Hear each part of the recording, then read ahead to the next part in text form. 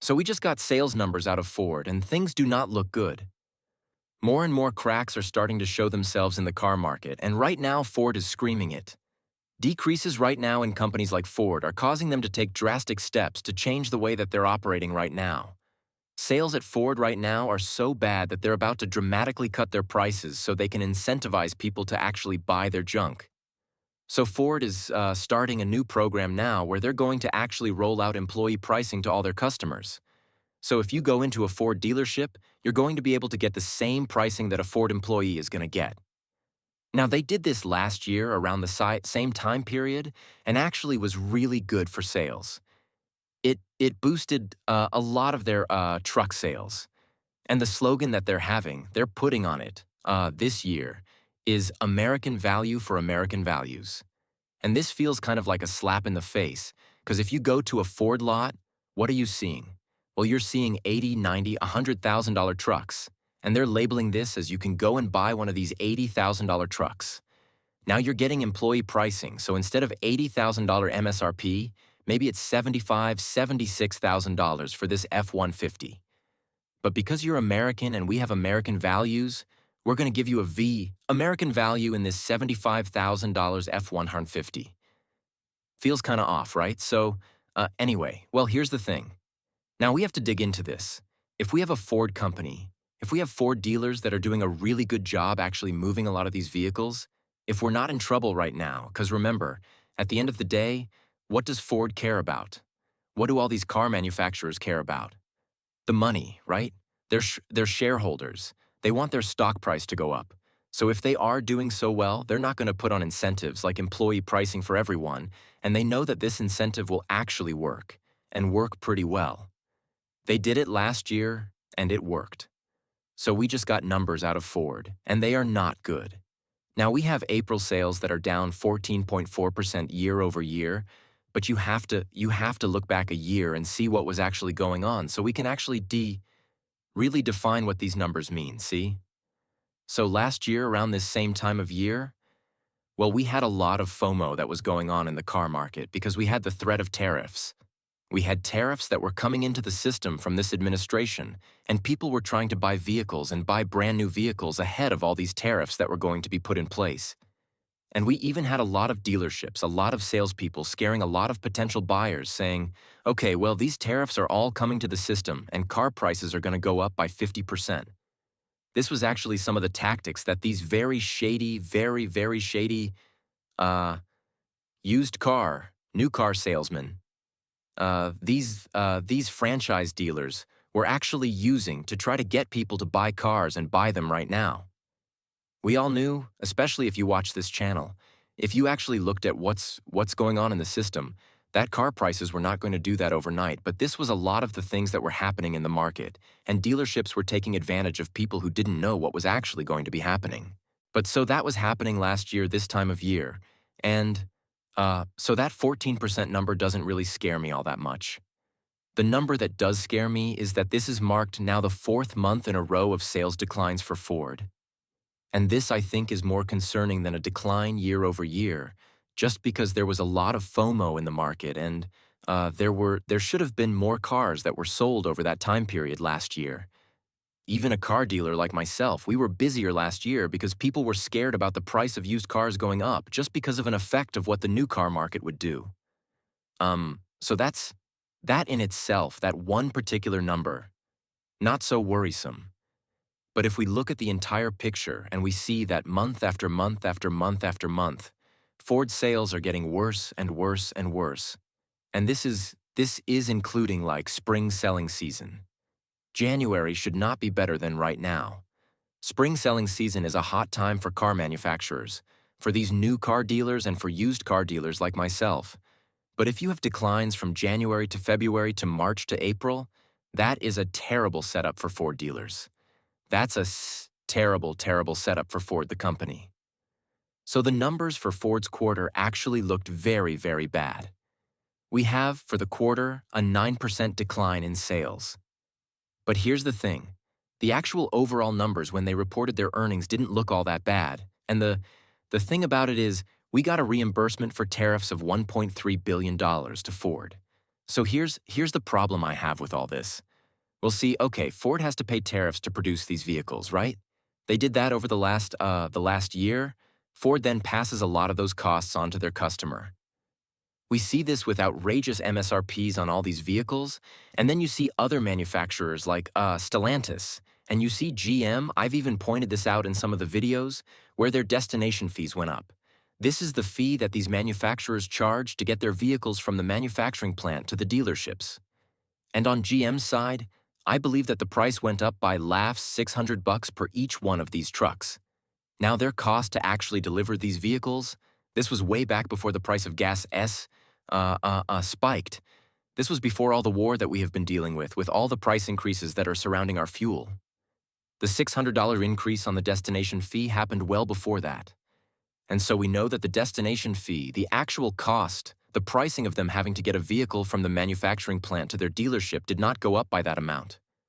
So in a lot of cases, a lot of these manufacturers, what they did was they baked in some other fees somewhere else and just named it something other than a tariff fee because they didn't want to be in the bad graces of this administration, right? The administration said, okay, well, we're going to have tariffs. We're going to charge all these other countries for all this money, and it's not going to hit you as a consumer, right? Turns out it does, but the manufacturers don't want to name it that because they still want this administration to see them as not a threat to the popularity of what's going on. You know, I'm not getting into politics, but you hear what I'm saying. But so we're going through this time period where, okay, these manufacturers, they got charged a lot or it cost them a lot more to produce their product because of tariffs. That's how tariffs work. Price of goods to be shipped and the taxes that you have to pay on it goes up. Cost per goods go up. They pass that on to the consumer. Now, because tariffs were ruled illegal, well, what happens? Well, now the government has to pay back a lot of these manufacturers a lot of money. Ford just got $1.3 billion. But now what's going to happen going forward? Is Ford now going to distribute that money to the customers that they actually upcharged because they had to pay more to produce? No, Ford's going to keep all that money. And now going forward from here, a company like GM, a company like Stellantis, a company like Ford, well, the added fees, the added costs, the added price points that they increased on a consumer like you, well, it went up because of tariffs. But now are they going to lower it back down because now they don't have to pay the tariffs or the tariffs are less or they're getting reimbursements because of tariffs? No. If you would pay it back then, well, you probably will still pay it now. So as the American public, we get to pay the higher prices, but we also don't get to enjoy in these tariff reimbursements. So this is a thing going forward that I see as something that's going to be the norm across a lot of these manufacturers where, okay, even though the tariffs have to come off, even though we get reimbursements from the government to a lot of these manufacturing companies, the customer is not going to be able to benefit in any of this. And this is the part of inflation that you don't hear a lot when you're hearing things from an administration that's talking about tariffs, when you're hearing about gas prices going up, when you hear about your just random fees that are getting tacked on that are being called something else. In this specific case, GM with their destination fee, this is called sticky inflation. And what happens in these cases is that, okay, we might have a one-time price increase because of something that happens that is outside of the control of these manufacturers. In this case, tariffs, they raise the price because of this. They figure out that their consumers will actually pay the increased price, but then that amount comes off. But because they know that the consumers are still going to pay it, they still know that Ford still knows that they can sell $75,000 trucks to somebody. Somebody's still buying them. Dealerships are still taking them. We're still selling them. So even though our input cost is going down, why would we lower our prices when people are still paying it? That's very sticky. So I can relate this incentive program that they're providing to their consumers right now similarly to really how I run my business. Now, I'm a small used car dealer. I sell cars that are $5,000 and under. And when I want to move more product, when I want to sell more cars, when we've been slower, well, what do? Well, I cut all my prices by about $500 across the board to try to sell them. And if they don't sell at that price point, wait 2 weeks, we cut them again by another $500. I lower prices when I need to sell more cars. This is exactly what Ford is trying to do right now. This is some of the worry, some of the scare that we're seeing from a lot of these manufacturers. We know slow times are here. We know that most likely slow times are going to continue. So we need to rustle up some sales, and the way to do that, lower some prices, give some incentives to consumers to actually buy their vehicles. And in an area where we can name Ford the don't get right brand of all the brands, we have more recalls, right? So we have 180,000 Broncos and Raptors that are being recalled right now because they have bolts in their seats that are actually coming loose and they can fail during a crash. This is a serious, serious safety concern. It seems like every time you can do it yourself, go to Google, type in Ford recalls, and you can just look at the latest news. And it seems like on a weekly basis, I see Ford new articles every single week of hundreds of thousands of Fords being recalled all the time. And here's it's got to tarnish the brand, right? Where you have these Ford trucks, you have the Broncos, you have like even some of the Raptors, you have the Rangers now that are continuously get recalled, and it's not just Ford. Stellantis has a problem. GM has a problem. Imploding motors. It's a commonplace around the car market right now. The quality of vehicles continues to go down and down and down and down. Recalls continue to go up and up and up and up, and it really, at the end of the day, costs these manufacturers so much money. And if they would put a little bit of that money in the front end to a lot more of their research and development and their testing, then they could probably fix a lot of these problems. But what do? No, let's put it together with some duct tape and some zip ties and send it out. Let's just send it out and we'll fix it after we sell it. The Ford Pro division, the commercial division, them actually selling vehicles to companies continues to be strong. So that's a bid to say that, okay, maybe things aren't as bad as we continue to see across the economy. I would wager that companies just have money and they're still willing to spend it. And even though it seems like things are starting to tighten up, or it could be that that quality issue that I talked about earlier, maybe a lot of these fleet companies, LAFs, are running through a lot of their products a lot faster than what we used to. That's all speculation at this point. We know that these recalls have been a problem. A lot of this quality has been an absolute issue, and commercial vehicles are going to get beat to crap. Any of these companies that are actually buying these vehicles. So that could have something to do with it. But one thing that Ford and a lot of these manufacturers, especially the US brands, are really counting on is that the economy continues to roll, that companies continue to spend money. But if we see any kind of slowdown that happens more in our economy than what we're seeing right now, then you could see a lot of these companies stop buying a lot of this product.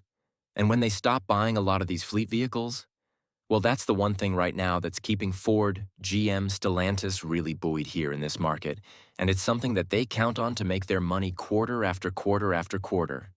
And if that goes, it's big-time problems because we already know retail's suffering right now. All right, so now we got some EV numbers out of 4 that are laughable, to say the least. But I'm just going to go through them real quick. Don't really care, but we'll talk about that market just a little bit. EV sales down 25%. Just in April alone. Hybrids, which are, this was supposed to be the big middle ground between the transition between gas and EVs, except on Ford's side, we have a decrease of 32%. That was a number that actually surprised me, where their overall sales are down, but their hybrid sales are down 32%.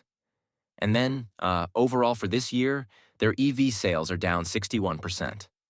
So the thing that I want to point out is, we have a stronger EV market right now because gas prices are up. That's what happens. Gas price goes up, more people are willing to take a chance on an EV because it's not going to cost them as much money to run as the gas vehicle. It doesn't matter what side you're on. If you're anti-EV, if you like EVs, it doesn't matter. The logic is there. People who don't care about the anti-EV or the EV movement, if they're just looking at dollars and cents, gas prices go up, EVs look more attractive because they're just cheaper to run than a gas vehicle. Even if that's not true, logically, it makes sense from someone who's not really digging into it. Let's just throw that out there that that's what's going to happen. So all along this time when gas prices are going up and the EV market is seeing more demand, we're seeing that Ford's EV sales are still going down. Now, this could be a factor of them just pulling production from a lot of the EVs. they're selling less to their dealers. Their dealers don't want them, by the way. Another aspect of an EV is that you don't have to work on them a lot. You don't have to get them, to get oil changes. You don't have to do a lot of maintenance on them. So, of course, these Ford dealerships don't want them because, okay, well, they make a lot of money in service and repair, and they're not going to be doing a lot of that. Even with, well, I'm saying that on a Ford product, but if it's a Ford product, uh, maybe they have to fix them all the time. Who knows? I haven't dug into this. But all along the time when EVs are more attractive, Ford's EV sales are still going down and down and down and down. And really, it shows you the direction of what a lot of these manufacturers, at least the American manufacturers, want to do, is they want to not to go to that market. They're not making a lot of money in it. So even at the height right now, around this time period of EV attraction, you're still seeing Ford dealers. You're still seeing a manufacturer like Ford pulling away from this. So even if there was heightened demand, Ford's not wanting to service it, or at least customers that are going to EVs, they're not going to Ford for it. And this could be a problem for Ford's future if the future does mean more EVs. As of right now, not looking great for the EV space. But right now, we are getting an uptick. I'm seeing even at used car dealer auctions, used EV prices are starting to see a little bit of a spike. I checked the value of, I've got a Tesla, I own one. I have a Model S. I even check the value of that every once in a while. And as of late, there's a loud truck going by. As of late, that price has gone up. So there is an added increased interest in EVs right now just because of the price of gas.